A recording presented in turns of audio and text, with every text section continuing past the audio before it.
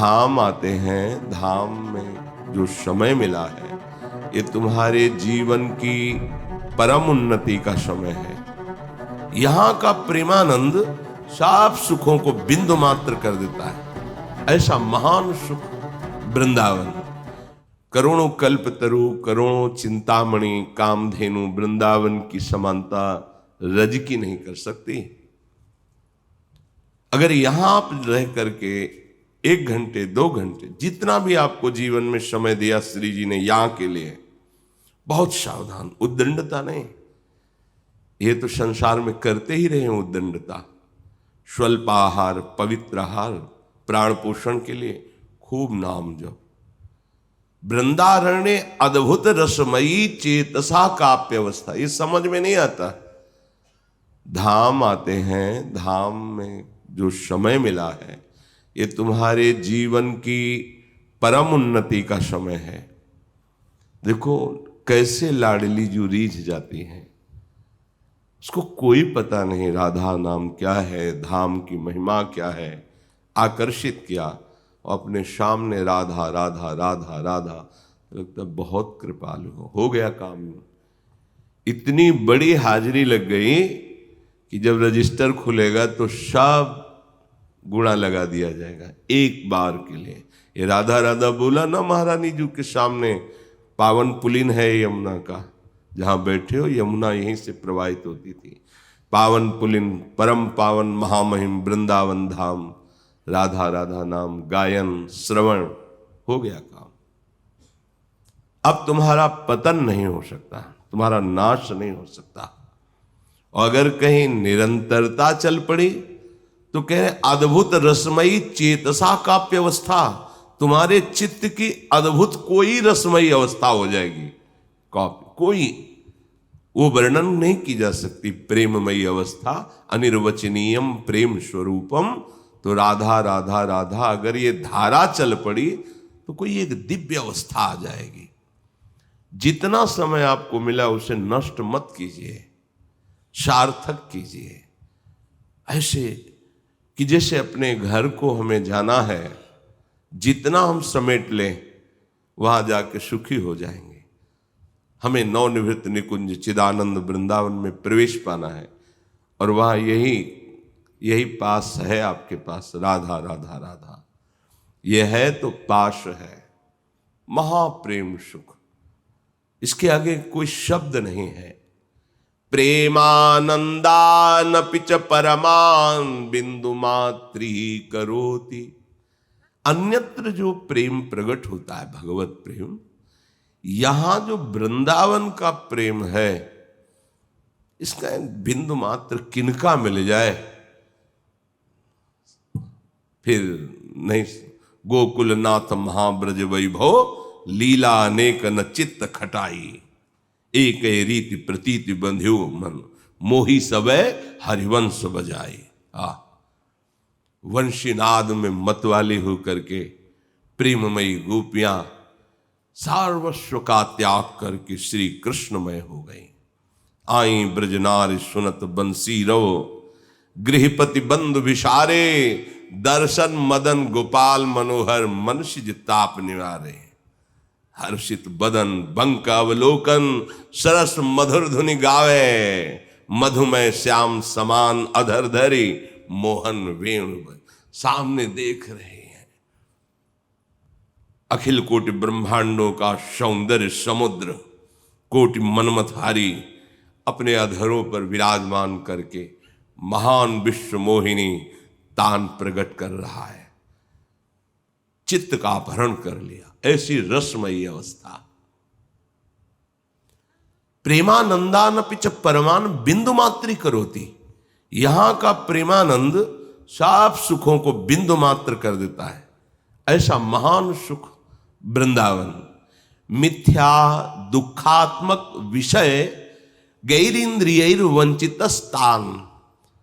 बस तुम वृंदावन का सानिध्य प्राप्त करके जो इस प्रेम को नहीं प्राप्त कर पा रहे हो, उसका कारण है मिथ्या दुखात्मक विषय गैर इंद्रियर वंचित स्थान। ये जो झूठे विषय सुख हैं, जिनकी सत्ता नहीं है, इंद्रियजन्य भोग, मिथ्या, झूठे, दुखात्मक, दुख में तुम्हें संलग्न कर देने वाले, एक अशांति, एक अतृप्ति, एक जलन, एक पुनः भोगने की तृष्णा, वासना, कितनी आग भड़क उठती है। जैसे जैसे हम रसेंद्री, जनेन्द्री, नेत्रेंद्र इनको भोग देते चले जाते वैसे वैसे आग बढ़ती जाती है। तो फिर वंचित स्थान, ये आपको वंचित कर देते हैं प्रेम समुद्र में डूबने से। नैवम प्राप्तुम प्रभवति जनो देव माया स्त्रियांधः, यदि तुम्हें प्राप्त भी हो जाए तो तुम मत भोगना, नहीं ठगे जाओगे। क्यों? मिथ्या दुखात्मक, देख लो झूठा है, क्योंकि कुछ हाथ नहीं लगा। अरे जिस शरीर से भोग रहे हो वही झूठा है। देखो इसकी क्या सत्ता है? जो सत्य है वो त्रिकाल सत्य रहता है। स्वप्न में जब गए तो स्थूल शरीर है भी कि नहीं इसका भान खत्म हो गया। देखो एक ही दिन की बात तुम्हें, इसकी सत्ता, स्थूल शरीर एक सैया में पड़ा है और मानस शरीर स्वप्न शरीर से हम विचरण कर रहे हैं। तो उस समय भान नहीं होता कि कोई स्थूल शरीर भी है, और जब जगे तो स्वाप्निक शरीर को मिथ्या। अरे कुछ ही क्षण में दोनों मिथ्या हो गए, स्थूल और सूक्ष्म। और जब सुषुप्ति में गए तो स्वभाव ही लीन हुआ। पर वो इस ज्ञान के द्वारा लीन नहीं हुआ, अज्ञान तमोगुण स्थिति में लीन हुआ। यही ज्ञान अवस्था, जागृत अवस्था में जब स्थिति होती सुषुप्ति की तरह, उसे समाधि कहते हैं। कोई स्फुरणा नहीं, चेतना है, जागृति है, कोई स्फुरणा नहीं, कोई कामना नहीं। ये मनुष्य शरीर महासुख के लिए मिला है। इसकी सत्ता नहीं जिससे तुम भोग भोगना चाहते हो, इसकी सत्ता नहीं। एक ही दिन में देखो इसकी सत्ता। जागृत अवस्था में हमें लगता है मैं ये हूं, और स्वप्नावस्था में भी मैं होता हूं, पर जागृत के शरीर का विस्मरण हो जाता है। क्या इसकी सत्ता रही? जो सत्य है वो त्रिकाल सत्य। मैं जगा, मैं सोया और मैंने ही स्वप्न देखा, वो है सत्य। मैं, वो जो मैं है तत्व, वो स्फुरित होकर अंतःकरण में तदात्म भाव करके मलिन हो गया नहीं, वही ब्रह्म स्वरूप है जो मैं स्फुरित हो। मैं आज बहुत अच्छे से सोया, किसको भान हुआ? वो मैं, वही आत्म स्वरूप जो तीनों कालों में सत्य। मैं जागा, मैं स्वप्न देखा, मैं सोया, वो जो मैं तत्व है वो सत्य है।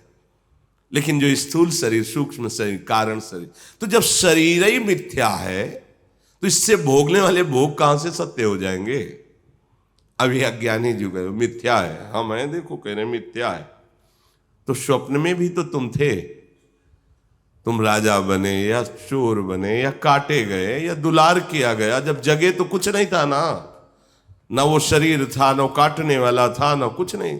थोड़ी देर की बात है, था तो पूरा सत्य ही भास रहा था। स्वप्न में किसी को ऐसा लगता है क्या कि मैं स्वप्न देख रहा हूं, जितना कुछ देख रहा हूं असत्य है, ऐसा लगता है क्या? उस समय तो नहीं लगता।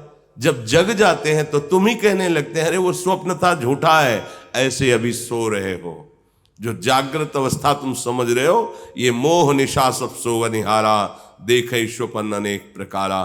तुम मोह के वशीभूत होकर के ऐसे स्वप्न में फंस गए हो जिसे गुरुदेव ही जगा सकते हैं। जब गुरुदेव जगाते हैं, आहा, जहां जगे तो ये संसार ही नहीं है। संसार है जे ही जाने जग जाए हेराई, जागे जथा स्वप्न भ्रम जाई। जैसे जगने पर जितना कुछ अच्छा बुरा स्वप्न देखा सब झूठा नजर आए, ऐसे ही जब आपको शुद्ध ज्ञान होगा और मोह का नाश होगा तो आपको दिखाई देगा ब्रह्म सत्यम जगन मिथ्या। श्रीपाद मिथ्या दुखात्मक विषय गैरेंद्रियर वंचित स्थान। तुम्हें महासुख से वंचित करने वाली ये चेष्टा है जो इंद्रियों के द्वारा भोगों में भोग सुख ढूंढ रहे हो, इसी से तुम्हारे आत्म सुख को ढक दिया गया है। इसी अज्ञान ने, इसी मोह ने, इसी कर्ता भोक्ता भाव ने नैवम प्राप्तुम प्रभवती। मेरी बात मान लो, तुम्हें प्राप्त हो तो भी मत भोगना। ये बड़े प्यार से समझा रहे हैं, समय को नष्ट मत करो। गृहस्थ में हो भगवत पूजा की भावना से क्या शांत हो जाओ, कि शांत हो जाओ। नहीं है उसमें सुख। अगर कुछ दिन सह गए और भक्ति बढ़ी तो आप खुद यही समझने लगोगे। ऐसा लगता था कि शास्त्र में लिखा है संसार में सुख नहीं है। संत जन कहते हैं नाम में बहुत स्वाद है, भगवान बहुत प्यारे हैं, उनका मार्ग बड़ा सुख प्रदान करने वाला है, पर गुरु कृपा से कदम लड़खड़ा भले जाएं पर आगे बढ़ते चले जाते हैं। तो जब आगे बढ़ा तो जो भूमिका मिली फिर उसमें सत्य सत्य परम सत्य। पर वो अभी हमारी भूमिका मोह निद्रा में है ना, इसलिए जैसे नशे में आदमी बोले ऐसे मोह मदिरा पिए हुए क्या नहीं बोल सकता। वो कुछ भी कर सकता है, कुछ भी बोल सकता है। श्रीपाद कह रहे नैवम नैवम, ऐसा मत करो, तुम अभी समझ नहीं रहे। विषय चुगा जिन चुगए जन, चुगत कछुक सुख होए फिर फांसी ऐसी लगे ते शब्द। अब मैं जी नहीं सकता इस भोग के बिना, ये फांसी लग गई। आए थे मुक्त होने और फंस गए। इसलिए इस दैवी माया से अंधे मत बनो। तुम्हें आनंद राशि प्राप्त करने का अवसर मिला है, निकल चलो। भगवान आत्मा ईश्वर जो हमारे परमात्मा हैं, हमारे जीवन धन हैं, हमारे प्यारे हैं, प्राणाराध्य हैं, उन श्यामा श्याम का निरंतर स्मरण करते रहो। श्री काकभूषुंड जी महाराज गरुड़ जी से कहते हैं, गरुड़ जी महाराज मेरा जन्म अयोध्यापुरी में हुआ और मेरा भाव तो बना भगवान शंकर की उपासना का, पर हरि और अन्य देवताओं की निंदा करने लगा भगवान शंकर की आराधना। यद्यपि जन्म परम पावन अवधपुरी में हुआ और उस समय कलयुग चल रहा था, जैसे इस समय कलयुग चल रहा है। वो बड़ा ही धर्म विरुद्ध आचरण करने वाला। कल आप सुने, मनुष्य प्रायः कलयुग में रोगों से इतने पीड़ित होंगे कि भोगों की प्रबल इच्छा और भोगने की सामर्थ्य नहीं। कैसा भारी दंड। शरीर रोग ग्रसित, इच्छाएं भोगों में, सामर्थ्य बिल्कुल नहीं। इसी प्रगट में दुर्गति, प्रगट में दुर्गति। बिना कारण अभिमान करते हुए, बिना अपराध के भी उसको दंड देना, विरोध कर देना, ये बहुत थोड़ा जीवन घमंड ऐसा मानो अमर हो गए हों। ऐसा कलयुग के प्राणी कैसे होंगे? शरीर रोग ग्रसित, भोग वासनाओं की धूम मची हुई अंदर से, और भोगने की जो प्रबल इच्छा है पर सामर्थ्य नहीं है, जल रहा है बैठे बैठे। अभिमान इतना कि साक्षात मैं ही काल हूं, सबको दंड दूंगा। जरा सी बात पे लड़ जाना, पीट देना, हिंसा कर देना। आप आश्चर्य मानेंगे, कंडा होते ना गोबर के, 5 कंडे उठा लिए किसी ने, मार डंडे और फिर जेल गए, लाखों रुपया लग गया। 5 कंडे की कीमत क्या थी? अरे भाई कोई गरीब आदमी 5 कंडे उठा लिए, रोटी बनाएगा जाके, खाएगा जाके, क्या परेशानी हो गई? अभिमान, सोच, ये कलिकाल मलिन कर देता है। आयु बहुत कम, अभिमान ऐसा मानो कल्पांत में इनका नाश नहीं होगा। कलिकाल ने ऐसा बेहाल कर डाला। कलिकाल बिहाल किए मनुजा, नहीं मानत को अनुजा तनुजा। नहीं तोष विचार न शीतलता, सब जाति कुजाति भय मंगता। ईर्षा पुरुषाक्षर लोलुपता, भरी पूरी रही समता विगता। सब लोग वियोग विशोक है, वर्णाश्रम धर्म आचार गए।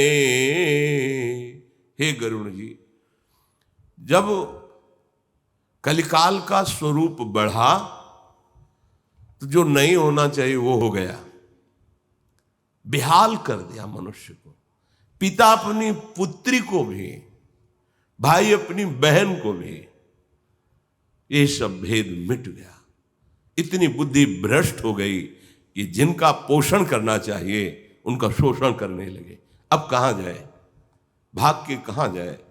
जो रक्षा करने वाले वही शोषण करने लगे। कलिकाल ने ऐसी बुद्धि भ्रष्ट कर दी। ये जो लिखा है तो कुछ कुछ सुनने को मिलने लगा। अभी तो 5,000 वर्ष के कुछ ऊपर ही वर्ष हुए हैं। 4,32,000 वर्ष की आयु है कलयुग की। थोड़ा और उठ के चलने दो। अभी तो ऐसा मान लो 4,32,000 में कि घुटने के बल ही चल रहा है। थोड़ा खड़ा होकर के चलने लायक हो, फिर देखो इसका और आतंक। कलिकाल बिहाल के मनुजा, नहीं मानत को अनुजा तनुजा। ये बेटी है, ये बहन है, इसकी रक्षा करना हमारा कर्तव्य है, हमारा धर्म है। ऐसा कुछ नहीं रहेगा। किसी में संतोष नहीं दिखाई देगा, विवेक नहीं दिखाई देगा, हृदय में शीतलता नहीं होगी। कौन क्या कुछ नहीं, बस सबके हृदय में ईर्ष्या बढ़ेगी। बोलने में कड़ुआ वचन ज्यादा प्रिय लगेगा बोलने में। सब कार्यों में प्रधानता लालच की होगी अंदर से। क्षमता कहां गई पता नहीं चलेगा। सब लोग शोक और संकट ग्रस्त रहेंगे। अशांति, भारी अशांति। वर्णाश्रम धर्म का आचरण नष्ट हो जाएगा। अपने समय की बात जब कलयुग में प्रकट हुई, काकभूषण जी गरुड़ जी को कह रहे हैं, कोई भी इंद्रियों का दमन नहीं करना चाहेगा। आज ये खाना है, अब विचार तो करो खाने योग्य है कि नहीं। नहीं तो फिर नहीं खाना, उपवास कर लेंगे, अभक्ष्य पदार्थ थोड़ी खाएंगे।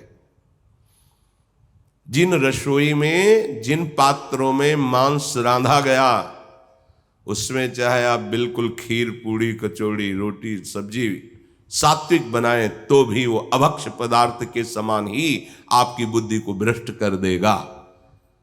चाहे वो रिश्ते नातेदार की रसोई हो, चाहे वो किसी भोजनालय की रसोई हो, जिसमें मांस रांधा गया उस रसोई का अन्न यदि खाओगे तो आपकी बुद्धि भ्रष्ट हो जाएगी।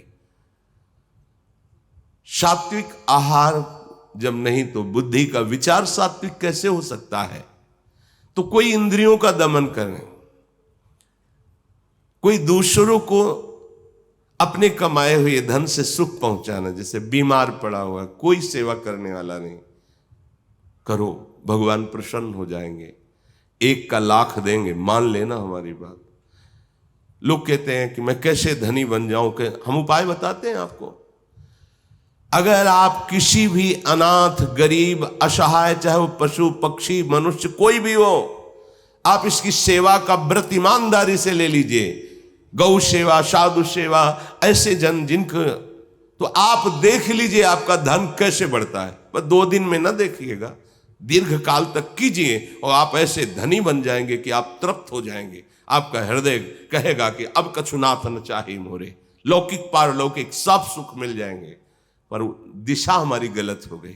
धनी बनना चाहते हैं लेकिन दूसरों को लूट के, दूसरों को दुख पहुंचा के, दूसरों की हिंसा करके, ये कोई धन कमाने का, सुखी होने का तरीका है? दूसरे के पुत्र का अपहरण कर लिया। अपने पुत्र को सुख पहुंचाने के लिए धन चाहिए, अपने मन को, अपने तन को सुख पहुंच, सर्वनाश हो जाएगा। समय का इंतजार करो। बार बार कह रहे हैं कि हमारे मालिक का बहुत बड़ा ऑफिस है, इसमें थोड़ा रजिस्टर, मुकदमा लंबा चलता है, और जिस दिन फाइनल पे आएगा तो फिर ब्रह्मा भी नहीं बचा सकते तुमको। इसीलिए कुछ अज्ञानी जन जैसे पापाचरण कर रहे हैं, अपराध कर रहे हैं, तो कुछ परिणाम तो समझ में आ नहीं रहा तत्काल। उनको लगा कुछ नहीं हुआ ना, कुछ नहीं हुआ, वो हिसाब बढ़ रहा है, मैं ब्याज सहित। और जिस दिन लागू होगा, तो जैसे सालों से जेल में बंद है, फिर 10 दिन पहले सूचना हुई कि सुनो 10 तारीख को 12 बजे तुम्हें फांसी दी जाएगी। अब हर मिनट फांसी लग रही उसकी, हर मिनट। उसको पता नहीं था, पर जब फाइनल आया कि 10 दिन बाद तुम्हें इतने बजे फांसी दी जाएगी, और हर मिनट फांसी लग रही उसको। फांसी का कष्ट तो एक बार, लेकिन उतने समय में उसको जो कष्ट हो रहा है, ये तो हुआ यहां का कानून। लेकिन पूरा हिसाब नहीं हुआ, पूरा हिसाब होगा बड़ी ऑफिस में, वहां से फाइनल। इसको भी काटा जाएगा कि आप इतने वहां भोग चुके, अब आइए यहां पवित्र होइए।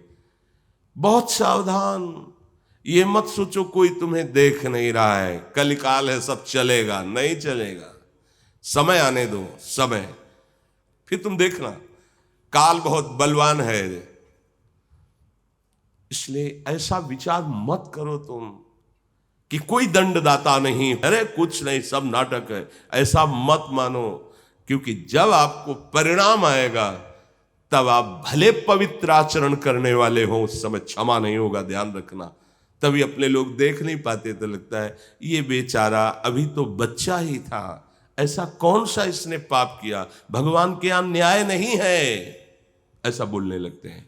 तुम तो देख रहे हो बच्चा, लेकिन वो तो देख रहे ना कि बहुत पुरातन है, पोशाक नहीं पहरा दी है, लेकिन अब आ गया है समय उसको दंड देने। तो शुरू हो गया दंड विधान। अब चाहे गर्भस्थ हो, चाहे बाहर हो, चाहे जवान हो, चाहे बूढ़ा हो, जिस समय हमारे भागवती कानून के हिसाब से दंड प्रारंभ होगा, तो कोई औषधि काम नहीं करेगी, सामने से कोई अनुष्ठान काम नहीं करेगा। हाँ, उससे बड़ा अनुष्ठान हो जाए तो भले उस प्रारब्ध को रोक दे। इंद्रियों का दमन करने की बात नहीं, मानी आचरण, न शास्त्र का शासन, न भगवान का भय, न धर्म का भय, बस इंद्रियों को दुलार करना। हम धनी बनना चाहें, सच्ची बात कहते हैं, लौकिक पारलौकिक दोनों धन, इह परलोक सकल सुख पावत, मेरी सुभैया कृष्ण गुण संचु। राधा राधा बोलते हुए दूसरों को सुख पहुंचाने के बाद पक्का आप हर तरह से सुखी हो जाएंगे, पर मानने के लिए तैयार नहीं ना। अगर आप इस बात को समझ पाए, नथियाबाई जी जब वृंदावन आई तो मांग करके मधुकरी उदर पोषण करती। फिर उनके मन में आया कि मैं क्या साधु सेवा कर सकती हूँ, मेरे द्वारा तो और कुछ हो नहीं सकता, तो अब मैं अपने पेट के लिए न मांग कर संतों के लिए मांगू। तो फिर चून थोड़ा मांग लाती और उपला बिन लेती जो गायों के पड़े होते, और उससे रोटी बनाती, और किसी एक संत, बाबा आ भिक्षा पाले, बैठा करके जो भी नमक पड़े, मोटी मोटी लाल लाल रोटी सेक करके ऐसे। बड़ा संतों का भजन बढ़ने लगा, क्योंकि निष्काम भावना से पवित्र अन्न भिक्षान्न 2 आने लगे, 4 आने लगे। अब वो सुबह झोली उठा लेती, गांव से जाकर चून मांग के लाती, कंडा लकड़ी करते, और जब संत आ जाते, भैया भूख लगी, हाँ बाबा बैठो, अभी तुरंत। उस समय गैस नहीं, चूल्हा जलाती, रोटी सेकती, पवाल। धीरे धीरे गाड़ी में अन्न आने लगा, गाड़ियों में लकड़ी इकट्ठा होने लगी, सैकड़ों संत पाने लगे। तो एक दिन वो अन्न ला रही थी गाड़ी में, वर्षा का स्वरूप प्रकट।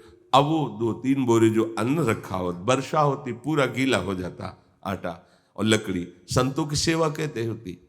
तो एक लालटीन लिए, एक छोटा छाता लिए और एक बड़ा छाता लिए। एक 12-14 वर्ष का, मैया ये छाता तू लगा ले, बैलगाड़ी में रखे हुए थे। और मैं रास्ता देखा, तुमका लाला अंधेरा हो गया, तू हम तुम्हें जानते हैं, तुम हमें नहीं जानती, हम रोज देखते हैं तुम्हें, आओ तुम हमारे साथ आओ। इतने नटवर है कि जल्दी कोई जान नहीं पाता। बाद में पता चल जाता है कि आप ही थे, पर वर्तमान में नहीं पता चलने देते। मैया बार बार सोचती थी कि ये लाला इतना प्रेम क्यों करता है, एक छाता हमारे पास ले। जब कुटिया गई, वहां कुटिया तक पहुंचा लाला छाता ले, जब दूसरे दिन श्रृंगार में बिहारी जी के दर्शन करने गए तो उनको दिखाई दे रहा है छाता लिए लालटेन। वो कहा अरे मैं तो जान ही नहीं पाई, तू गया था? बिहारी जी तू काय के लिए? संत सेवा के लिए। सेवा कुंज के इधर अब भी उनकी कुटिया बनी हुई, पूज्य श्री नथिया भाई जी। परम धन मिल गए बिहारी जी, अन्य कोई साधना नहीं, संतों की सेवा। तुम दूसरों की सेवा की भावना करो। जब अखिल कोटि ब्रह्मांडों का ईश्वर तुम्हारी सेवा के लिए तैयार हो गया तो धन की क्या बात है? पारसमणि मिल जाए तो किलो 2 किलो सोना की क्या हो, तो पहाड़ बना सकते हो सोने का। जब अखिल कोटि ब्रह्मांडों की रचना करने वाला तुम्हारा हो गया तो तुम किस बात से अतृप्त रह सकते हो?